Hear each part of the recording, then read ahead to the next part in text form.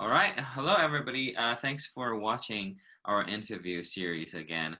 Now, this time, instead of interviewing an alumni from Drew, we're actually inviting Leah from our Theo School, and also she is the administrative assistant at Tilghman International Student Center. We're inviting her, Leah, to come to talk about nonprofit, running a nonprofit, and then leadership, because she has been doing a lot of really amazing work during the pandemic, and I think we can all benefit from learning from her experience.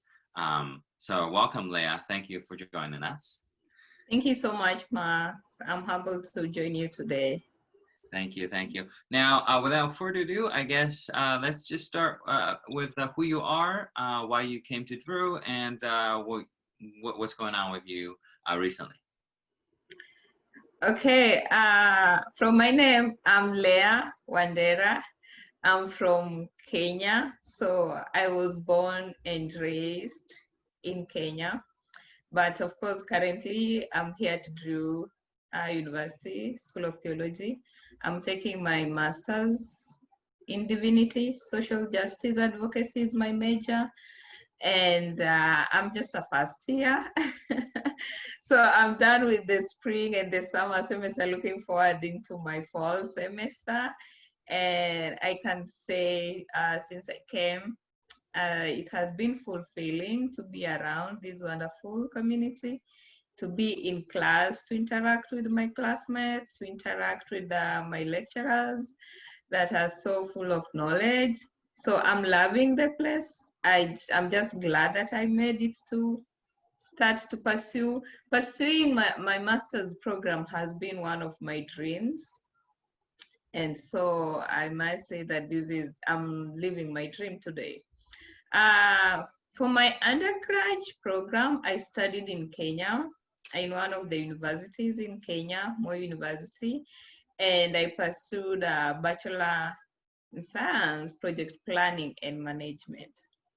So it's so interesting that my first degree was like something not related with theology, yeah. But then here today, I'm doing theology. So it's something so interesting that people always ask me, why? But I think as we continue with the interview, we'll come to learn the reason to why, like I'm taking this different path. Right. Well, I'll just have to say that, we absolutely love having you at Drew, and I think you definitely contribute a lot to both our student body and also to, just our overall community. So thanks again for choosing Drew and being with us. Now, yes, I also know that, quite a few of students, because you guys have your own bachelor's degree, right? And then maybe some of you would have work experience too, right? And then you come to theology. So actually, I think the Drew Theo School has a lot of interesting people who have, backgrounds in a lot of different areas. So it's really interesting to, chat with you guys, right, to learn more. So great. Now, let's talk about what you have been doing during the pandemic. Let's talk about your foundation that you created, and all the work that you have been doing around it. So I'll just give a short back into history thing. When I finished my degree, that was in 2015 December. I graduated in 2016 September. Yeah, so we always have 1 year of waiting before you graduate. So I had majored in a construction and petroleum industry. That is what I wanted to work in. But 6 months into my working as a project manager for one of the construction company in Kenya, something deep down in me felt like I wasn't in the right path. Yeah, because all along I always got involved into community social justice work, community development. Yeah. So when I was in these companies sitting and trying to look at what our impacts of the work that I'm doing, I felt like something was missing, because some of the work that I'll do, they wouldn't like touch the lives of the people directly. You know, some of these construction firms that you do will be doing for a company, an individual building like real estate to rent out, or maybe restaurants or hotel or something like that. But I was getting paid good amount of money, but deep down there's just that something that was missing.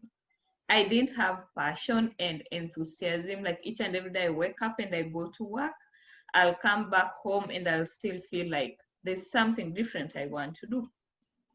So when I looked into my life, or my life on everything, things that I've been doing into community, I felt like it's time for me to quit what I was doing. So 6 months into being project manager for a construction company, I resigned, and then I applied to become a young adult missionary. So young adult missionary is like a global mission fellow program. It's a program that is funded, supported by United Methodist Church for young people who have the love for social justice issues in the community to go and serve anywhere in the world that is not in their own country. Yeah, it doesn't matter the church that you're coming from.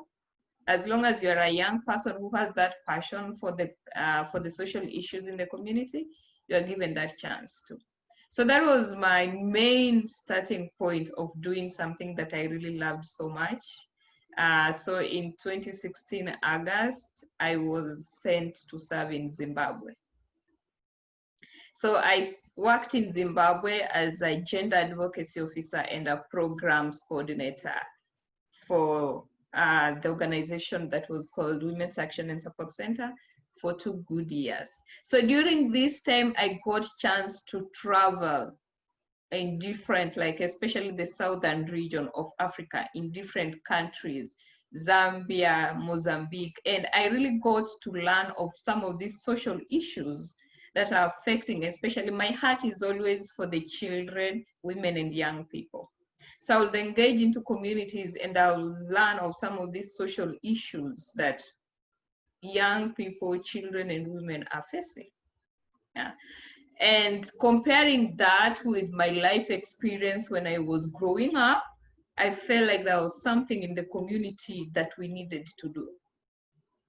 So even after 2 years of my service as a young missionary, after the 2 years program, you are always required to go back to your home country and do what we call an integration project. So like you are trying to do what you are doing outside of your country back to your home country. So on my time coming back, I was like, where am I going to start from? Yeah, because I wanted to continue doing what I'm doing. Then one of the directors, she's actually now the executive director for climate justice under the United Methodist Women Network. They advised me and said, because your heart and passion is into gender justice issues, I think you can apply to these organizations. So I reached out to one of the organizations, Hope Foundation for African Women in Kenya, that has been an establishment since 2011.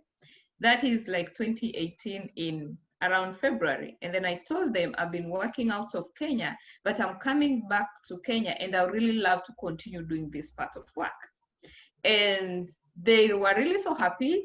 They welcomed me, and I was to work with them as a project manager for only 3 months. So when I came back, I worked with them for 3 months. And then after that, I went to Canada somewhere in October 2018 for a leadership course at Code International Institute. So when I went for this leadership course training for 2 months, when I came back to Kenya from Canada, this organization, Hope Foundation for African Women, reached out to me and told me, we don't think we are ready to let you go. Yeah, but you know, the agreement was I was only going to work for them for 3 months. So they told me, we are not ready to let you go. And then the board requested me kindly, can you be our CEO? Yeah. So the founder had been the CEO since 2011, but she really wanted to transition it to someone. But all this time she was trying to look for someone whom she can transition to. Yeah. So when I was there and I was being asked to take over as a CEO, I felt like this is something very big. I even don't know how I'm going to approach it. I don't know how I'm going to do it because I'm just coming from being a project manager, now becoming a CEO. And you're becoming a CEO of an organization that operates in 5 different counties of Kenya. Yeah. You have like to manage 2 offices. One of the main offices in Nairobi and the other one was in one of the regions in Kisii. And they do all the programs all around. So Hope Foundation for African Women, their main objective is economic empowerment for women and gender advocacy. And their priority is ending some of the harmful traditional practices like female genital mutilation and protecting the girls and children. So that was the main work that we were doing in the communities.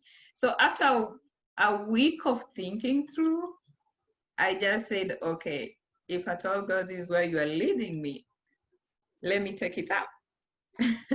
So I accepted the offer and then I became the CEO of Hope Foundation for African Women. So I've worked since that was October as the CEO of Hope Foundation for African Women until 2020 January, when I was like leaving Kenya, coming to school to Drew. Yeah, that is when. And the most interesting thing, when I was leaving, the founder said, I can't find someone to replace you. So I'm just thinking that you're going for academic leave, but I'll come back and step in, continue while you are on your academic leave. So I find that sometimes, even when I'm here at school, I'm still being like called, engaged in some of these executive decisions or strategy, planning of the strategy of the organization and all these other things. And so during this time that I was working with Hope Foundation for African Women, each and every day I was in the community, I realized that Hope Foundation was focusing on economic empowerment and social justice. But when you look at these social issues, the way that they're interconnected, yeah. So I'll go to the community, I'll look at these girls and women and young people we are trying to save. You are economically empowering a woman, but some of them, they never stepped in a class.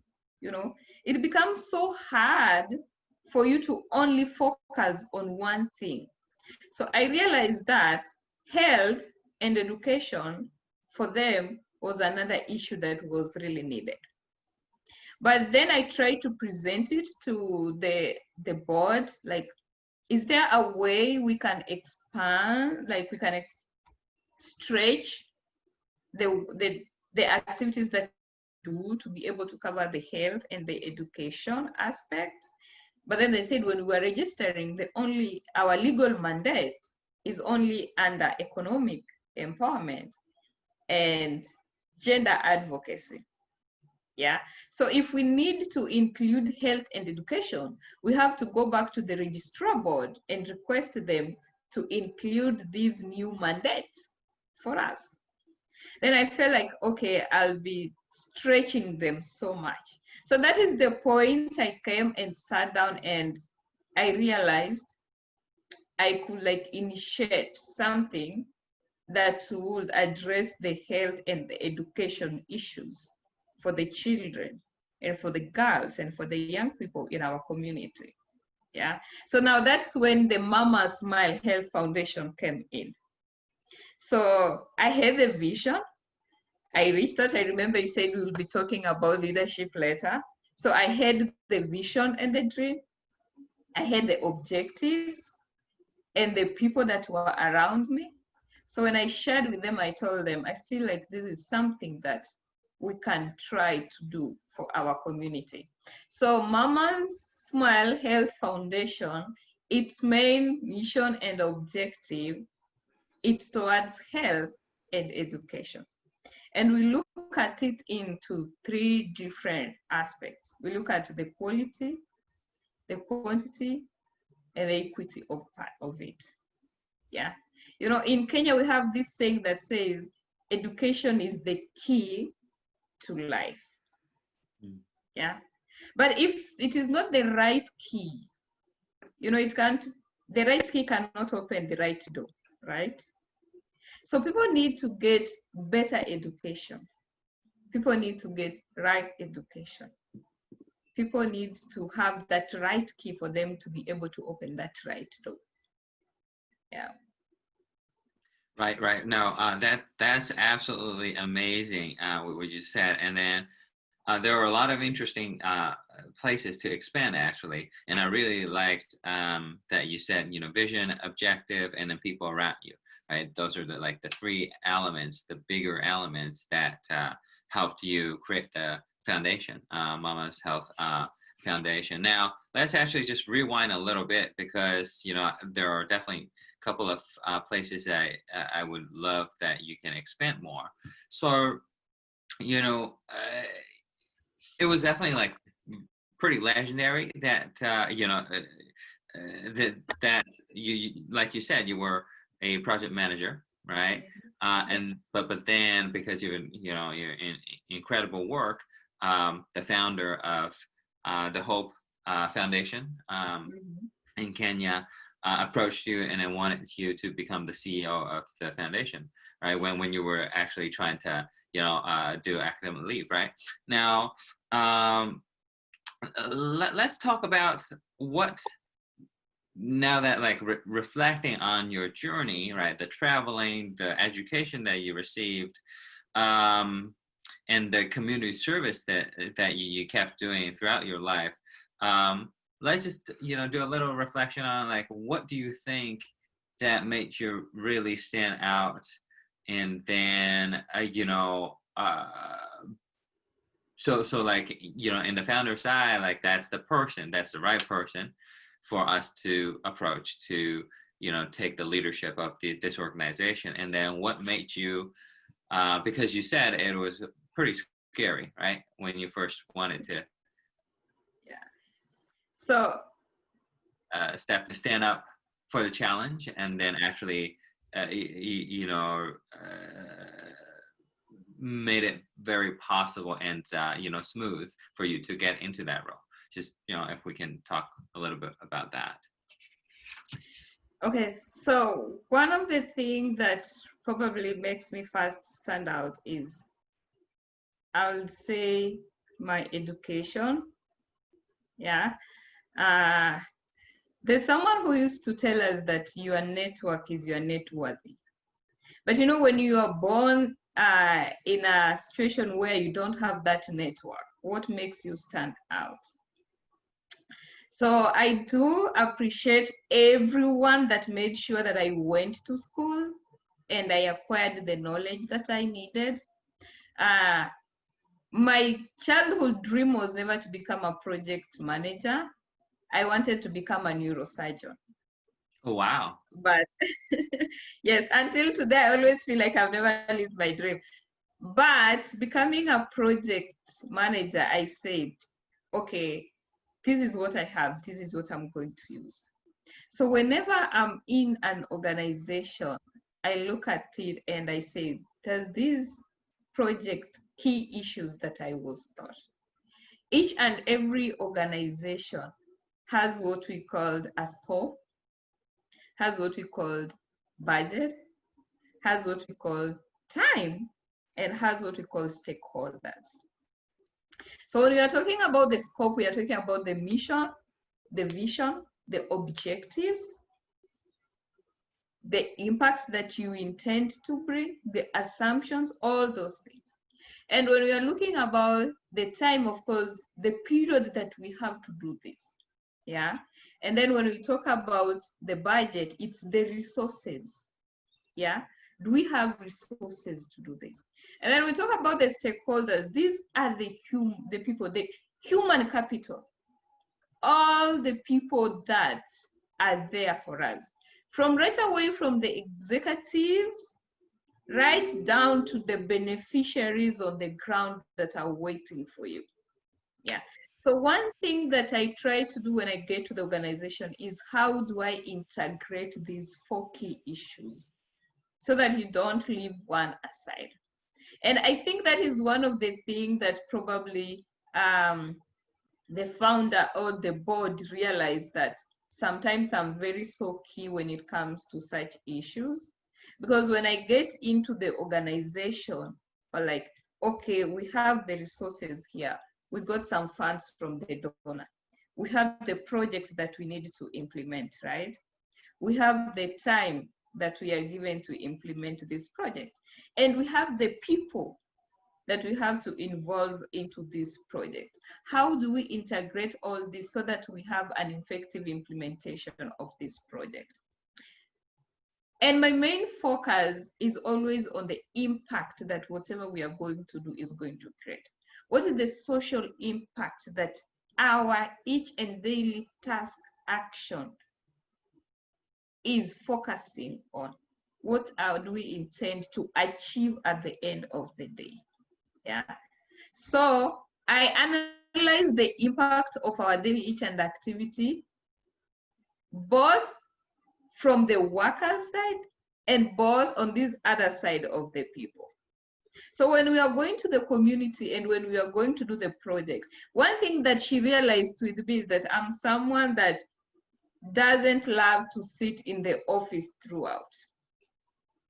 If at all I have the project and it's happening in the community, I won't have to spend my time in the office throughout. I'll be on the ground. Yeah, it doesn't matter how far the place is, how comfortable, how safe it is. Sometimes I'll risk myself to go to the place that should even question, why are you going there? Yeah, but because we say that's where we need to implement our project. Yeah, so those are some of the things that I think probably she might have seen in me. I don't know, she has never told me. She just tells me you are an amazing person that I'm not ready to let go. But that is one thing that I look at. Even in my new, in the foundation that I recently created. So Mama Smile Health Foundation started like last year, July, that is 2019, July. So when it came to, we were doing our own projects, but when COVID-19 crisis started, we couldn't continue with our projects. Then I sat down and I asked myself, so what are we going to do? Are we just going to sit here and wait? I asked myself, I asked my team back in Kenya, what are the immediate needs on the ground? How can we like reach out to them? And we have this thing we call zero budget. Of course, it's not a zero budget, but when we say zero budget, it encourages to look at what are those resources that are at our immediate disposal that we can use to reach out to the people. So that is what I look at. So when I sat down while I was at Drew and I looked at myself, then I said, oh, I have my hands. I have my knitting stuff. I have materials. So why can't I make people masks? And then I set a target. I said, I need to make 1,000 masks here. I need to make 10,000 masks back in Kenya for the people because they really needed it. Yeah. So when I just like started by doing that, you realize that these other resources and supports come along. But you look at what is it that I have at my disposal right now, immediately, that I can put in place. So even like just this week, I sent out almost 50 masks, yeah, to the people that I felt like needed them. And back in Kenya, we have made like almost 5,000 plus masks for the people and reached out to the community. Yeah. And not only that, we look at some of the immediate issues that people need. And then we try to, that is what we call the social impact that I look for. What is it that you do to change, to reach out to someone's life immediately? Right. That's great. That's great. And then I think the social impact or the impact of your work definitely really struck me, because when you're working days after days on projects, right? You tend to get into the project. Your head is buried in the project, and you don't see the bigger picture anymore. You don't see the impact anymore, right? And then so it's always good to take a step back from your work and then say, okay, let's look at it. What are the impact that we're making? Are we doing the things that fit our mission? Are we doing the things that fit our vision, right? Things like so. So I definitely think that's a key for organizations, and also students, employees, anybody, right? Mm-hmm. And I also really liked when you said so it's almost like you have a very strategic and analytical way of looking at how to arrange the resources that you have at your disposal, and then what are the needs, and then connecting them, right? So basically, like, that analytical skill is also very important. And then one more thing that's absolutely fantastic and really important for everybody is be on the ground. I loved when you said be on the ground, because that I can totally resonate on that. When I first started my job at Drew, the biggest advice I got from my boss is, get your butt out of the office, meet different people, meet the students, talk with the students, talk with the colleagues, talk with off-campus partners, right? And then that's and I heeded that advice. In the beginning, I was like, oh, it's so nice to just sit in the office and just do your daily work, right? But if you want to grow, if you want to really have a bigger impact, then that's the way to go, right? And you'll definitely benefit from it. So again, I really, really love it. And then, so let's go back to the social impact, because I did have a big question about how you brought all the people in for Mama's Health Foundation, because I felt like that's that's a very big show sign of your leadership. That's a big show sign of your network. And then the third thing is that shows your ability to convey the value of the work that you want to do, and then convey the social impact that you want to achieve to the people, and so that they are willing and excited to help you achieve this bigger goal, right? So tell us about how you bring the people together, who they are, and then also my other question, I'll just throw it in there. Sorry, the question is pretty long. We know that nonprofit organizations tend to run on low budget, just like you said, zero budget, right? And then it's definitely a lot of work, but the compensation might not be definitely not as high as construction project manager, right?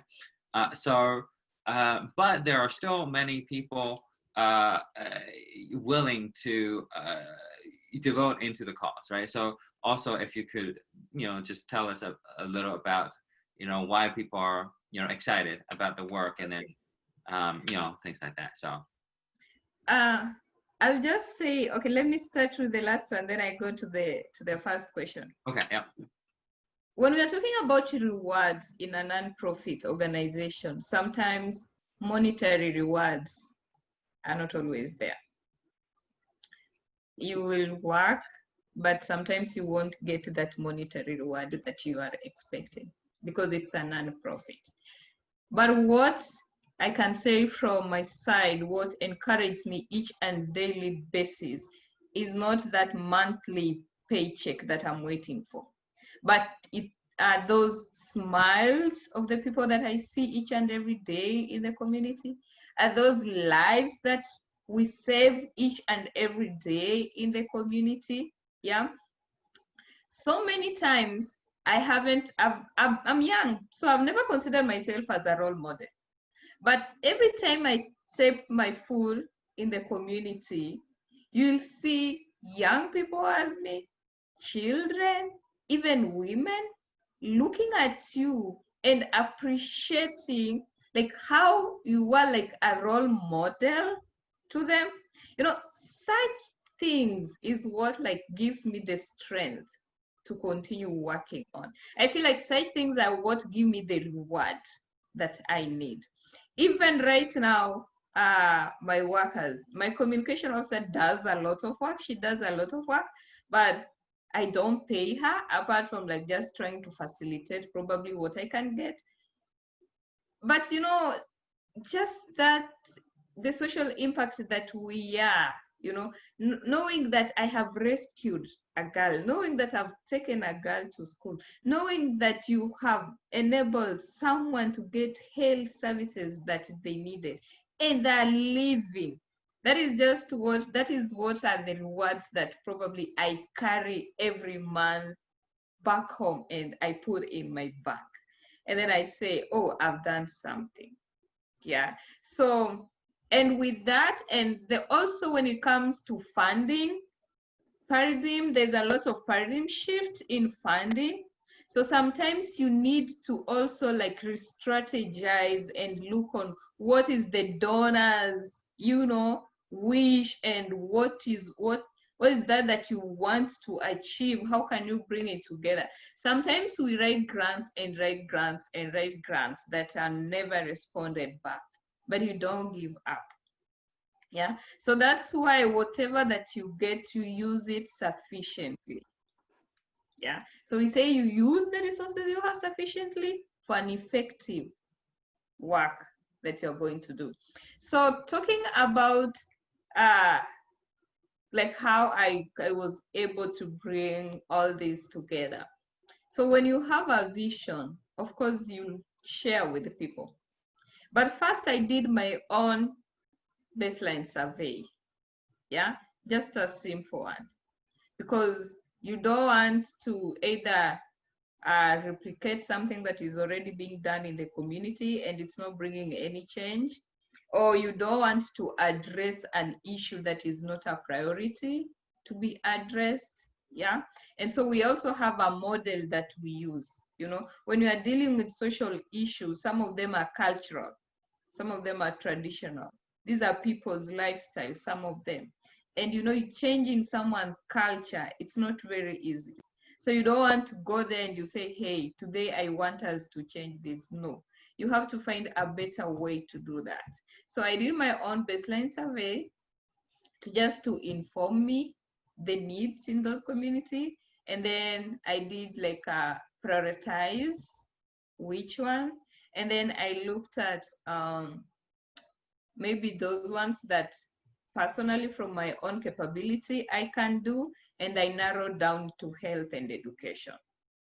Yeah, so after narrowing down to health and education, I reached out to friends that one year. I reached out to one of the local church that was there, the community leaders that were there, and then I told them, hey, I have this vision and this is what I want us to do.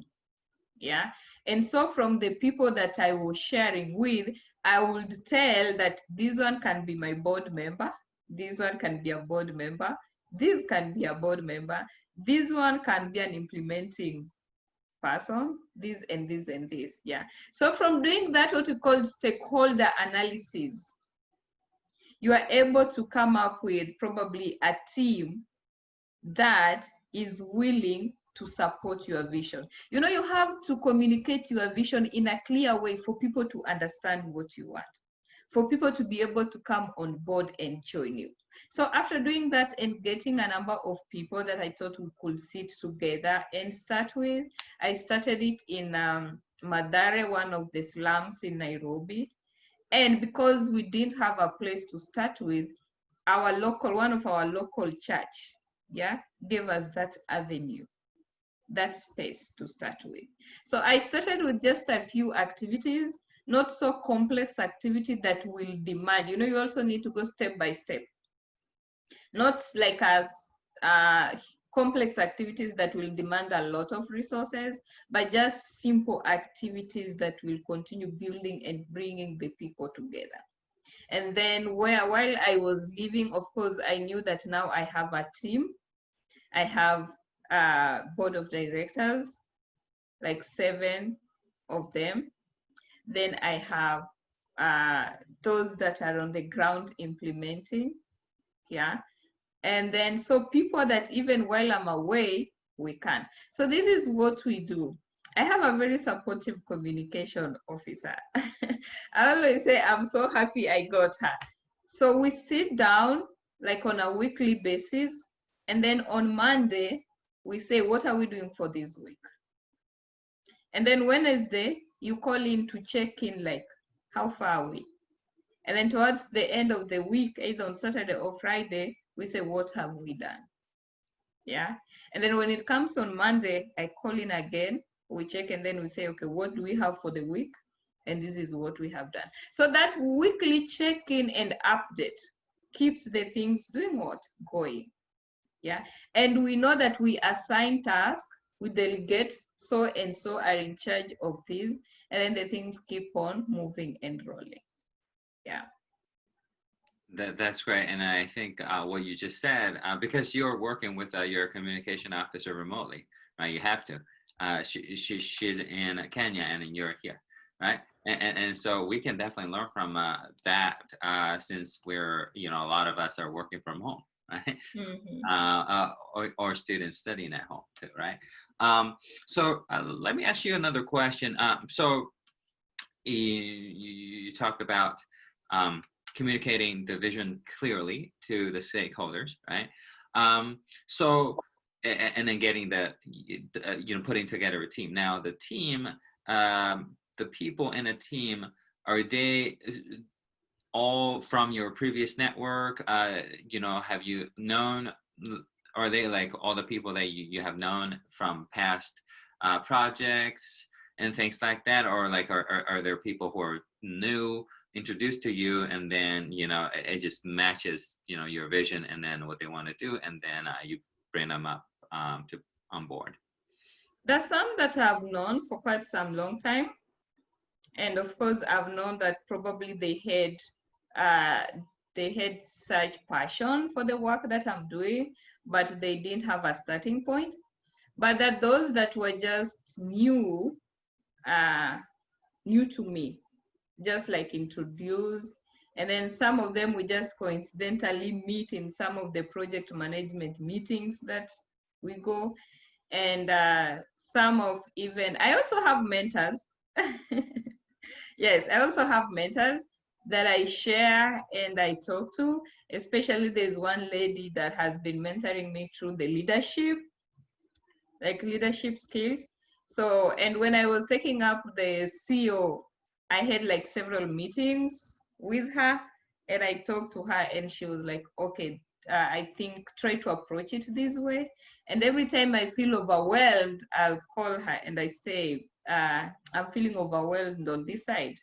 What do you think? How can I like do it? So it's also good to have someone that you can also look up to and share. Sometimes this work is so overwhelming. It's so important. Even if you are the executive at the top there, it's something important.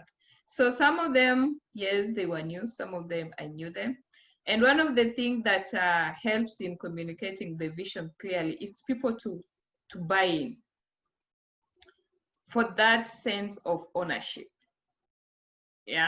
So if they have that sense of ownership, then they will do something like, this is our doing. It's not like you are imposing something on them. And it's something that you also will learn when you go to the community. When you're going to do a project, is the community feeling some sense of ownership in this? If they don't feel some sense of ownership, you'll always like face some challenges, some oppositions in implementing the project. Of course, we have the people we call gatekeepers.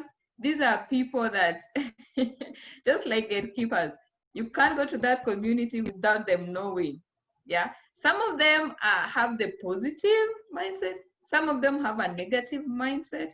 So you need to have the stakeholders meeting and discussions and making everyone understand and feel like they own. So if they feel like they own, then you won't have like a push implementation. I call it a push implementation. Like I'm telling, hey, Max, go and do this. No, but we'll have that called pull, like everyone is pulling their efforts together for us to do this. So it really also helps in the implementation of the project. So knowing, bringing in some new people, it also adds what we call the catalytic role of an outsider. You know, sometimes you just need to have that new person, an outsider, that will come and help you see the things around with a different eye. You know, probably we have been there and we have normalized things. So that catalytic role of an outsider, when the new person from outside comes in, they might have that different, you know, perspective and view of how things turn around. So it's also good to have new people and just like normal people that you have gotten used to. Right, right. And then so comparing your Mama's Health Foundation and the Hope Foundation, you've led bigger, organizations with more staff, and smaller organization with fewer staff. So can you tell us about like how that comparison looks like, and what to you is a good size to lead? And then is it depending on the projects, the impact that you want to make, or is it more like if you're an organization with this structure, then this number makes more sense? Can you just tell us about the size? I can say it was easier working with Hope Foundation for African Women as their CEO than it is working with Mama Smile Health Foundation. You know why? Because at Hope Foundation for African Women, we had systems already established. Mm. So you are getting, although it's also hard to adopt into this system and make sure that they're running smoothly, but at least you have a system that is already established. Yeah, it's either you are just re-strategizing. But now when it comes to Mama Smile Health Foundation, you are starting from the scratch. You need to create those systems. So it takes more thinking than when I was at Hope Foundation for African Women. Hope Foundation, we had like a large number of people, but they're already positioned in their different levels in the systems. And you even know the right channels too. These ones, you are putting them already in different levels. So first, you are learning on how well is the systems operating, how well is everyone engaging and connecting with each other. Yeah. And sometimes we say, when you are an employer or when you are working with someone, when you employ someone like entirely. Yeah, you're not just employing their brain, like this is an entire person. So it also takes me sometimes to sit down and try to understand the people that I'm working with, because I'm dealing with social issues and I can't set that aside. Probably the people within my organization, they're the very people who have these serious social issues than even the community that I'm dealing with. So how am I supposed to like approach that? But it's very interesting because you learn something new. You may make errors, but when you make errors, that is when you learn like, oh, okay, we would have done this in a better way. But coming from this side, I say I have like experience you know, like coming from a well-established organization gave me a better experience on how to start this other one. Yeah. So currently, we don't have like a broader, maybe the staff, not so many, because the board is like 7, and then we have like 5 people working as, yeah. So it's not quite big. We are still growing. Right, Yeah. right. But if I understand it correctly, you know, it's really not the size of the staff matters, but it's the system and the operational, you know, roles that, you know, whether it's figured out or not, that really matters. It's almost like, you know, you can have a big robot and or a small robot. They are both perfectly fine, very powerful, but you know, the what's determining their power is the joints. Like, are the Yes. joints connected, right? Do you have the right system in the right place? Do you have the right protocols? Are they too clumsy, or are they perfect, or do you lack of them at all, right? Yes. That, you know, I have to say, like, I every minute you said something, I learned something from what you said.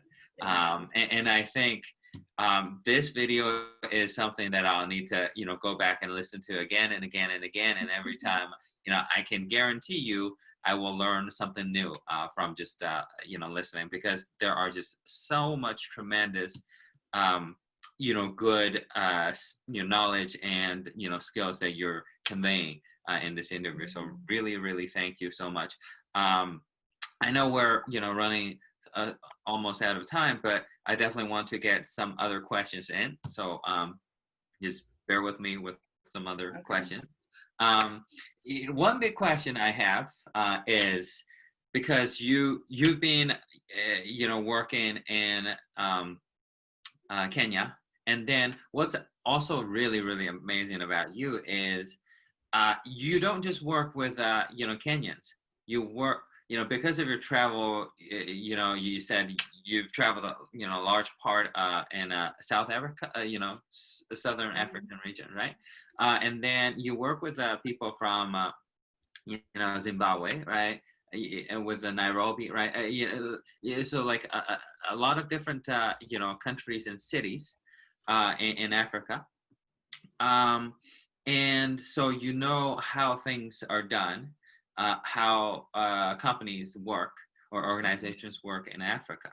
And now let's compare that with your experience working in the US, because, you know, you have worked with us at Tilghman too, right? And also you've been working with, you know, professors at Drew and things like that. So, you know, just let's compare a little bit about, like, you know, company cultures, organization cultures, like how, you know, people do things.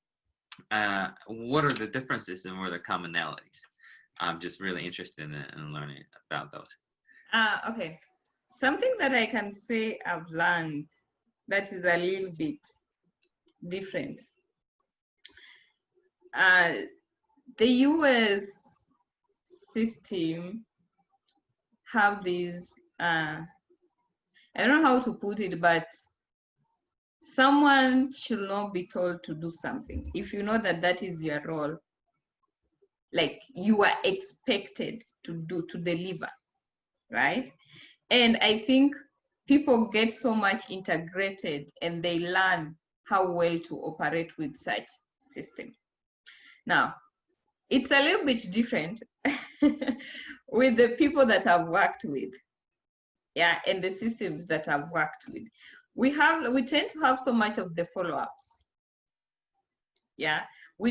Some may not be that so much, like, not so much self-driven. We have to have so many reminders, yeah, like, hey, this is coming up, this and this and this and this and this and this. But I've realized in the, like, US system, like, once you get into the system, they believe that, you know, you have to deliver this. And so there is a little bit of that less of, oh, I'll remind you, I'll remind you, I'll remind you, I'll remind you. Yeah. And then Like the system in the US is more kind of, I can say, computerized. Yeah. When we compare the level of technology, of course, this side, everything is more computerized. Mm-hmm. Now, from our side, it's very less computerized. Yeah. So like kind of we are still on that manual system, not very digitalized as per. Right. Yeah. Right. So when you're coming from both sides, you know, you need to learn and try to like keep up with everything that is happening. But that is the only, I think, the difference, because when it comes to, of course, the work, the delivery, the performance, and all that, I think we just follow the same course. Yeah. Apart from the two things that, to me, I have seen as a difference. Mm-hmm. Yeah.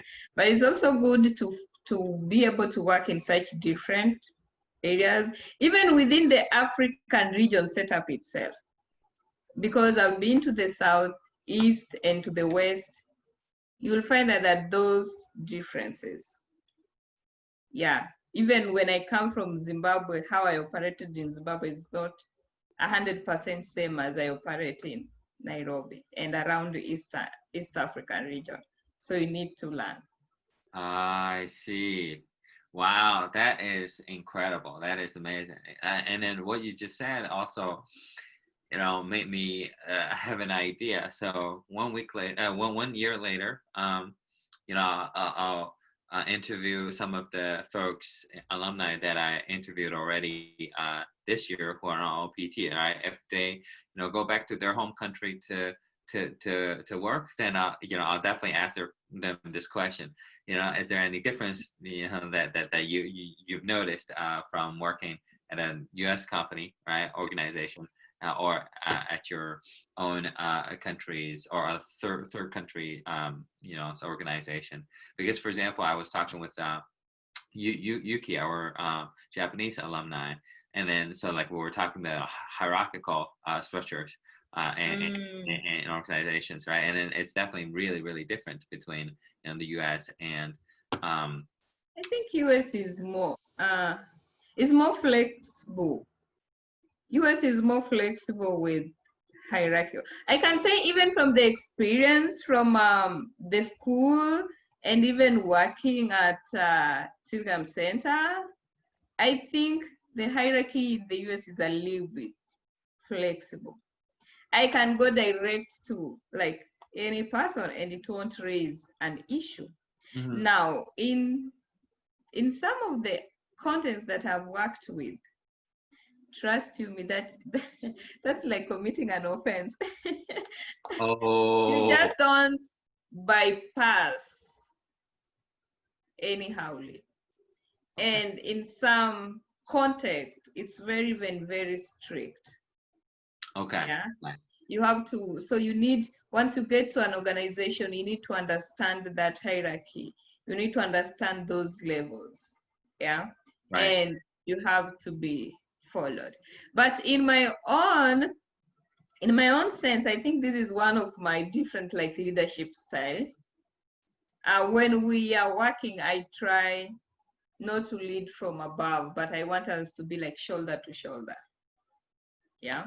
I want people to feel, yes, we will have that levels depending on the task on how we are supposed to handle. But it gets to that point when I'm not there, things should not stop working. Whoever else that is there, let them feel that they can make that decision when I'm not there. Yeah, let them feel that they can be reached as well. So when you feel like you are reachable and approachable, you make the working environment a little bit also mutual and friendly to people. There's some people that they just have different temperaments, so you also need to learn how to maybe try to neutralize the environment. So sometimes hierarchy work and sometimes it makes things difficult for us. Yeah. Right, And right. especially like when you are dealing with a young organization as I'm dealing with, I don't think making it so strict with the hierarchy will do as good. Right. Yes, it all depends. So hierarchy, in the end, hierarchy is not something that is a formula, right? It really is meant to help. It's almost like a process, for some situations it's good, for some situations not as good. Yeah. And then for some applications it's good, but if you're like everything is hierarchical, then it's not good, right? So that's really good to know. And then one more question, I promise, and my last question, but also I think is one of the most important questions that I want to ask, for nonprofit organizations, nonprofit work, that you said, because the organization's missions are almost always for social impact, right? For helping others. How do you or your colleagues, from your experience at nonprofit, deal with the work-life balance, right? Because if I am, doing some, for-profit work, and my boss is not on my back, right? I work 9 to 5. I get my stuff done, and then I can't get something done. I go back home, and I chill, right? Because it's not like somebody, somebody's well-being is at risk, right? But for nonprofit organizations, it's almost like, oh, if I work just a little bit more, I can make more impact. But then you can't work 24 hours. How do you navigate that? How do you set a healthy boundary for yourself? So we have like core values of the organization that guide us. And among our core values is actually fun. So fun is a way of trying to help you like balance work and life. But sometimes we say we, the employers of ourselves, especially for nonprofits, if we are not careful, we don't create that time for ourselves. Some of the times we get burnouts, not knowing that we are having a burnout, yeah, because the social needs, the issues in the community are very recurring. There's no single day you will say like, oh, we are on a break. We are not handling this issue, because they're very recurring. And so if we are not careful, balancing that work and life becomes so hard. Yeah. But one of the things that I even encouraged my workers is that try to take time off. We try to create a space to take time off for people to just go home and have a vacation and relax. Or we do have like a retreat, self-retreats as a team. You go out on a team building or just like fun, beside if it's not work. We just try to create that space for the people to rest. I think this one, I can say it lies in the mandate of the leadership. Okay. If the leadership does not recognize that the workers, the people, need that time off, they will never have it. Trust you me. But if they recognize that, yes, our kind of work, we need to create that space for people to have that time to balance. It does what? It works. Yeah. Because each and every time you are needed to be in the community. And sometimes it has been overwhelming even to myself. Yeah. Sometimes my mom looks at me and she asks me, will you ever get a time to rest? Then I said, yes, I will one day. So it's very important to try and find that time for self-care, because if you are not well, you cannot take care of people's issues. First, you need to be well by yourself, yeah? And then you can have that energy to take care of other people's issues. So that is what I just say, and then encourage people. Try to find some time. And then we try to find activities within our projects, You know, if at all we have, especially when you have a deadline, a schedule, you want like someone can't come and tell you like, hey, I'm going off. Say, no, we have a deadline to meet. So you try to within, like when we are coming up with the models of the projects, we try to find in activities and tasks that will create fun and will just create time for us to relax, although even we'll be still within, embedded within the what? The project timeline. Yeah. I don't know if you read my mind or something, but that's exactly what I wanted to ask. And then I was about to do the follow-up question, and then boom, you just answered it. Because yes, I think that's something that people tend to do is, okay, my colleagues are burning out. Let me try to do something for them. But then on the other side, 10 deadlines are approaching, right? And then so, do I want to go to the fun things, or do I rather want to meet the deadlines? Because the deadlines are not going away, right? But I think what you said, definitely gave me really good ideas in terms of, building something into the project. And then so you're already building the de-burning out, the putting out fire time within the cooling down, right? Cooling down is a better word. Cooling down time during the project where people are relaxed, people are, and then it is a part of the deadline, for that project. And something also, when like you're creating your work and life balance, sometimes we just need to like love ourselves and have this discipline towards work. When it's time to work, it's just time to work. When you are like going back home, just try to like put away work issue. Just try to be present. I do use the word present.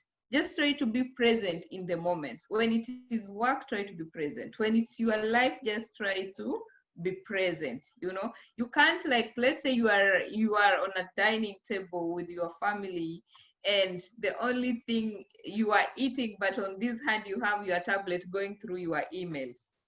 That also like disorients you. So sometimes you try to create your own like schedule, if at all that can work for you. Like from this time to this time, I woke up and I do this, I leave my house, I know my work time has started. When I get to work, I do. There's this point that I tried to like, when I was in Zimbabwe, I just tried to work it out. So I said like my emails, like from this time to this time, knock on my office door, we'll have a discussion and then conversation on the issue. Beyond this time, please reach me out on email. And especially on Thursday, I used to have like live radio session on gender advocacy issues. So when I go to that live radio session, it will take a lot of me emotions, because you are there listening to people handling issues and all that. So by the time I leave that space, like myself, I'm just not myself, So I go home and I tell them, kindly on Thursday, can I not receive any call beyond this time? Mm-hmm. Even if it is still within the working day, but immediately I come from the radio session, I'm going home. I just need to go home and try to be present at home and just relax and do something for myself. Yeah. So I realized that with time, fellow workers would understand and would respect that. So they knew that on Thursday, when it goes past 11 a.m., no one reaches out to me with any work issues, because I'll prepare, go to the session. From there, I'll just go back home.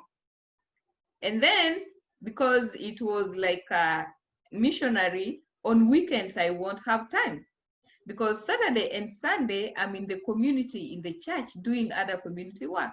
On weekdays, I'm in the office. So I sat down and requested for a Wednesday as my day off. Because I wouldn't find time on a weekend and during the days. So I requested if Wednesday can be a day off. it is on a Wednesday in the middle of the week. Kindly, please don't call me back to office unless it is an emergency issue. It's a life issue that I needed to handle. I'm needed to solve.